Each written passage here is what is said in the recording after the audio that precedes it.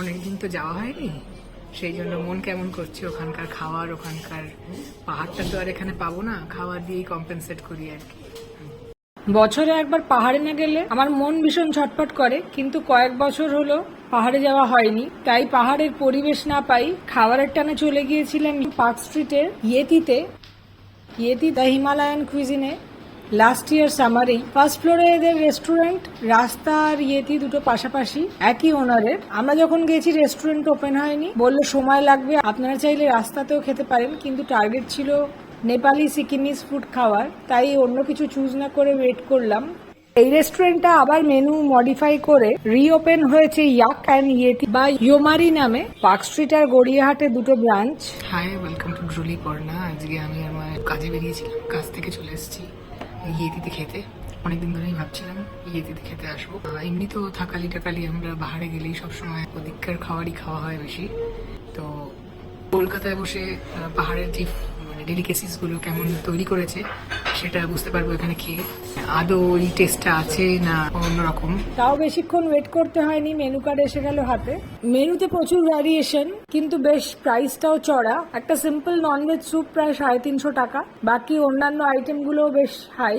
এমনকি মোমো থুকপা 350-400 টাকার মধ্যেই। তাই মোমো থুকপাকে পেট না ভরিয়ে মেন ডিশগুলো এক্সপ্লোর করলাম, কেননা মোমো থুকপার অনেক অপশন আছে কলকাতায়। প্রথমে নিলাম মাটনের একটা ডিশ ফোস্কো, আর তার সঙ্গে নিয়েছিলাম চিকেনের আর একটা আইটেম, চার grill chicken pieces, most probably সেকুয়া।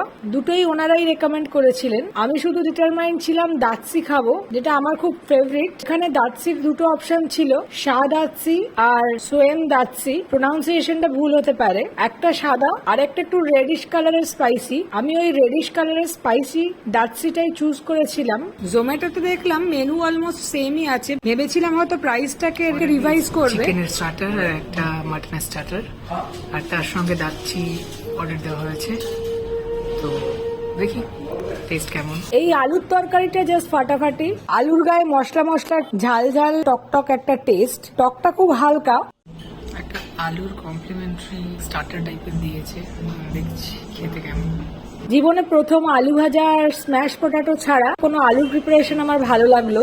ভালো খেতে, রসুনের ফ্লেভারটা ডমিনেন্ট, আর আলুর দমে একটা পাহাড়ি স্টাইলের স্পাইস ইউজ করলে মনে হয় একটু চিজও ইউজ হয়েছে। চিজ বোধহয় মিক্স করে সামা স্পাইসটা বানিয়েছে, বা ভালো লাগছে খেতে। মানে আলু খুব একটা আমি পছন্দ করি না, কিন্তু এটা বেশ tasty.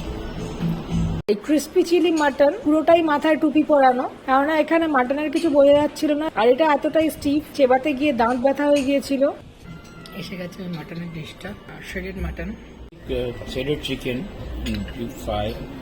This is chicken? No, this mutton? mutton. Okay. Shredded. Yeah, but chicken will be piece, right? Yes. Chicken will be normal, same like a chicken tikka. Oh, Same tikka, but a different style. This style. okay. অনেকটা আমাদের ওই crispy chilli lamp টাইপের একটা কিছু, fork দিচ্ছে না।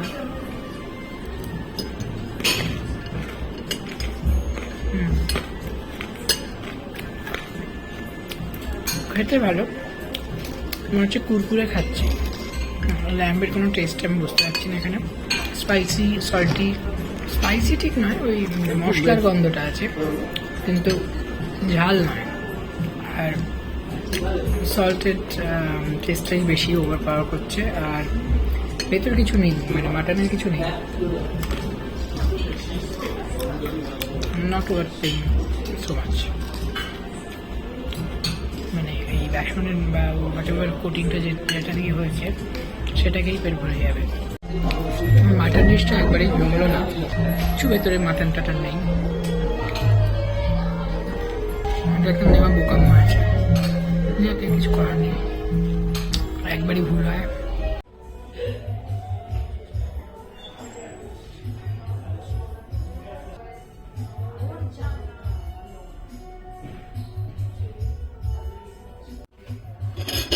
যেহেতু মাটনের ডিশটা ওরা সাজেস্ট করেছিল, সেই জন্য একটা কনফিউশন আছে নামটা নিয়ে।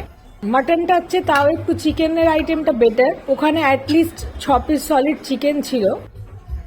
মাটনটা যদি একটু অনেস্টলি বানাতো তাহলে খুশি হতাম। এটা অনেক কিছু লেখা ছিল, কিন্তু যেটা বুঝছি চিকেন কাবাব, বেসিক্যালি একটু টিক্কা কাবাব টাইপের মনে হচ্ছে।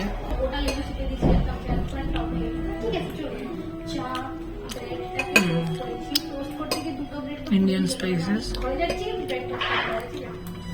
মাস্টার্ডের একটা টেস্ট আসছে, সর্ষে সর্ষে টাইপের একটা টেস্ট আসছে। তো আর একটা পাঞ্জেন্ট ভাব আছে, কিসের বুঝতে পারছি না, তবে খেতে খারাপ না। চিকেনটা সফটই আছে, পাহাড়ি কোনো টেস্ট নেই, টিপিক্যাল আমাদের চিকেন টিক্কা ঠিক না, অন্য চিকেন কাবাবের যে প্রিপারেশনগুলো হয় ওর মতোই খেতে। খুব একটা পাহাড়ি টেস্ট না হলেও টেস্ট খারাপ ছিল না। একটু কাসুন্দি দিয়ে কাস্টমাইজ করা কাবাব, ভালোই লেগেছিল খেতে। ঠিকঠাক, খেতে ভালো, কিন্তু এটা আমি হয়তো অর্ডার দিতাম না যদি জানতাম এমনি আসবে। এটা মাস্টার্ড না, একটু কাসুন্দি কাসুন্দি টাইপের টেস্ট। কাসুন্দির যেমনি একটা আমতেল আমতেল একটা তেলের যে ঝাঁঝটা থাকে না, সেই টাইপের মনে হয়। এটা কিছু একটা মিশিয়েছে ওই টাইপের।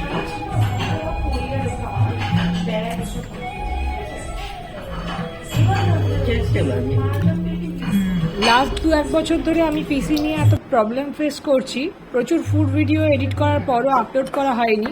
হার্ড ডিস্ক ক্র্যাশ হয়ে যায়, তারপর আস্তে আস্তে রিট্রিভ হচ্ছে। তার মধ্যে যেগুলো ইম্পর্টেন্ট সেগুলো আপনাদের সঙ্গে শেয়ার করছি, কেননা রেস্টুরেন্টগুলো আছে, হয়তো দাম এদিক ওদিক হতে পারে, পরে গিয়েও আপনি সেইখানে ওই পার্টিকুলার ডিশগুলো ট্রাই করে দেখতে পারেন। আপনারাও চলে যান, খেয়ে আসুন। স্পেশালি এই দাচ্ছিটা একদম মিস করবেন না। এই আলুটা অদ্ভুত খেতে, এই চিজ ফ্লেভারটার জন্যই আলুটা অসম্ভব ভালো লাগছে। দাচ্ছি, চিকেন দাচ্ছি নিয়েছি এখানে, বেশ ভালো খেতে এটা, মানে ঠিক চিজি একটা গ্রেভি। আর যেহেতু আমি স্পাইসিটা দিয়েছিলাম, তো স্পাইসিটা খুব একটা স্পাইসি নয়, জাস্ট কালারটা একটু রেডিশ, ওই কালার করার জন্য দেওয়া হয়েছে। যে অল্প রেড চিলি আছে তার জন্য যেইটুকু স্পাইস, একদমই ঝাল নয়। আর একদম ঠিক ক্রিমি চিজি একটা, এটা বেশ ভালো লাগলো আমার। আর তার সঙ্গে এই বান দিয়েছে, তো সফট এই যে ব্রেডটা, নামটা ভুলে যাচ্ছি, রেখে নিচ্ছি। এইটা ওখানকার স্পেশালিটি। আমরা কালিম্পংও লাস্টবার যখন গিয়েছিলাম এটা ট্রাই করেছিলাম, আর সিকিমেও, তো বেশ ভালো লাগে, খুব সফট, এই যে ফ্লাফি টাইপের একটা। এটা হাফটা মাকে দেওয়া হয়েছে, সফট একদম স্পঞ্জি, ভালো, এটা বেশ টেস্টি, এটা এনজয় করি, এর সঙ্গে দারুণ লাগছে খেতে। টাফি ভুটানিজ ব্রেড, যার নাম টিংমো। টিংমোটাও বেশ খেতে ভালো। ভেতরে একটা ইয়েলো কালারের কোন একটা স্পাইস আর তেলের লেয়ার ছিল, খুবই সফট। 3টে আইটেমের মধ্যে বেস্ট হচ্ছে দাচ্ছি, শুধু চিজ আছে বলে না, টেস্টটাও বেশ ভালো। চিকেনের পোর্শনও মোটামুটি ছিল। এর সঙ্গে